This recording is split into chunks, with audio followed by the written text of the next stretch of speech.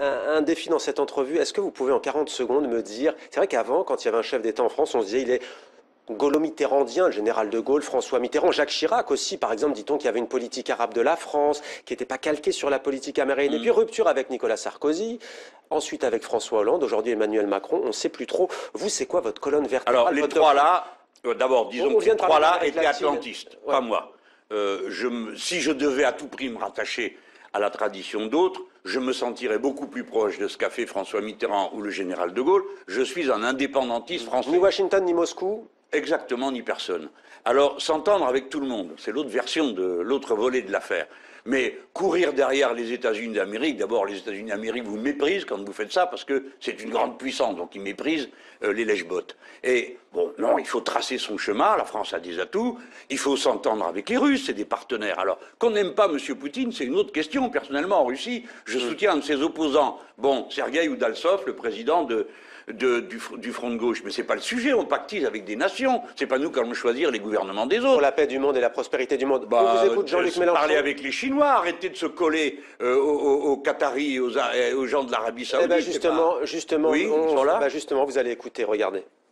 Nous sommes en guerre, quels sont les objectifs? Disons-les clairement, je veux dire d'une certaine manière, vous savez comme moi, madame, monsieur le ministre, que nous nous retirons un jour. Personne dans cette salle ne dit, nous sommes là pour toujours. Qui est notre ennemi au Mali? Qui? Parce qu'il ne suffit pas de dire les djihadistes. Moi, je pose une autre question. Qui paye ces gens-là? Personne ne fera croire que les malheureux qui sont maintenant achetables pour peu dans une carrière militaire autour du lac Tchad qui se vide et où la catastrophe écologique devient une catastrophe politique. Qui les paie? Il faut nommer l'ennemi qui paye, parce que qui paye commande. Alors, nommez-les, Jean-Luc Mélenchon. Merci, c'est un très bon résumé. Hein. Mais vous ne les nommez pas, là.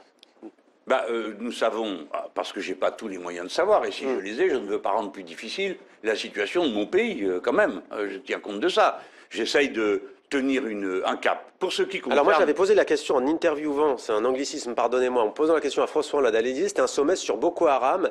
Je lui avais posé cette question de révélation du canard enchaîné qui disait que des monarchies du Golfe arabo-persique...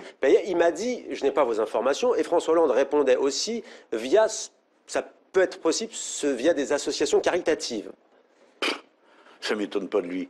Non, des associations caritatives financent... De charité, avait-il dit. Bon, tout ça, c'est des histoires. Alors, qu'est-ce qu'on fait aujourd'hui? La France doit-elle se retirer, Jean-Luc Mélenchon? Pardon. Et si elle se retire, une on fait quoi? association caritative ne paye pas des fusils, d'accord? Ni des salaires à des mercenaires. Donc, si nous devons nommer, nous devons dire quels sont les pays. Mais que ceux qui dirigent... Les sponsors, comme on dit. Mais bien sûr, tout le monde parle des Émirats, ou du Qatar ou de l'Arabie Saoudite. C'est en secret de polichinelle que ces trois pays ont pendant des années financé tous les réseaux. La semaine dernière, Jean-Luc Mélenchon, une enquête de l'ONU disait que la France avait tué 19 civils Attendez, par non, mais erreur. avant de passer au problème de la France, on peut peut-être régler son compte de ceux de nos ennemis, non? Vous l'avez Pendant fait, des années, les Nord-Américains et les Français ont aidé les djihadistes parce qu'ils s'en servaient contre les communistes. Maintenant, ça nous revient dans la figure. Alors maintenant, parlons de l'opération Barkhane. Voilà qui est dit. Alors, opération Barkhane, l'armée française doit-elle se retirer? Parce que vous le dites, au fond, et sur ça, personne ne sera en désaccord avec vous. C'est-à-dire que, de toute façon, on n'a pas vocation à rester ad vitam aeternam. Mais si on se retire, on fait quoi? Écoutez, le problème est que personne ne nous demande de nous retirer du jour au lendemain. Ce serait absurde,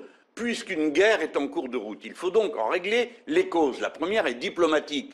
Il faut que les sponsors arrêtent de payer. Et s'ils paient, qu'ils sachent que nous sommes en état de les punir. Bien, première chose. Deuxième chose, nous, Français, nous n'avons pas vocation à être présents, maintenant et pour toujours, au Mali. Le Mali appartient aux Maliens. Donc, l'armée française y est parce qu'elle en a reçu l'ordre, pas parce qu'elle se promène. C'est donc la politique qui doit assumer. Il y a une politique militaire. Il n'y a pas de politique politicienne, ni politique. C'est-à-dire qu'on ne sait pas ce qu'on fait là et quand on s'en va. Quand est-ce qu'on s'en ira? Alors on me dit quand ça sera fini. Non, c'est une mauvaise plaisanterie. Quoi, il y a un but de guerre, mais il n'y a pas de but de paix? En quelque sorte, il n'y a pas de but de paix. Et je redoute qu'on prenne l'habitude de trouver que c'est un business qui fonctionne. Comme on l'a fait en Afghanistan, où 20 ans après on s'y trouve encore, allié avec le pire de ce qu'on prétendait combattre. Donc, au Mali, discutons avec les Maliens pour leur dire, écoutez, nous, on n'a pas vocation à rester ici. Si vous voulez qu'on reste, déjà dites-le nous. Et deuxièmement, discutons ensemble de savoir dans quelles conditions on se retire. Alors la France commence les économies. Ça fait 8 ans qu'on est en guerre, on a voté une fois au Parlement français. Je ne sais pas dans quel pays du monde une chose pareille est possible. 8 ans de guerre, un vote. 5000 personnes sur place, 2 millions par jour, 2 millions d'euros, ça nous coûte cette histoire-là. Donc peut-être qu'il est temps d'aborder ça d'une manière tranquille, rationnelle et méthodique. Il faudra s'en aller. Il faut que ce soit dans les meilleures conditions pour nous, Français. Pas en plus qu'on aille s'affliger on voulait je ne sais quelle déroute sur place. On voulait vous entendre très mauvaise sur cette pour question. nous. Voilà donc ce que pense Jean-Luc Mélenchon de la situation au Salé, de cette intervention française, comme vous l'avez dit, qui dure depuis plus de 8 ans maintenant. On va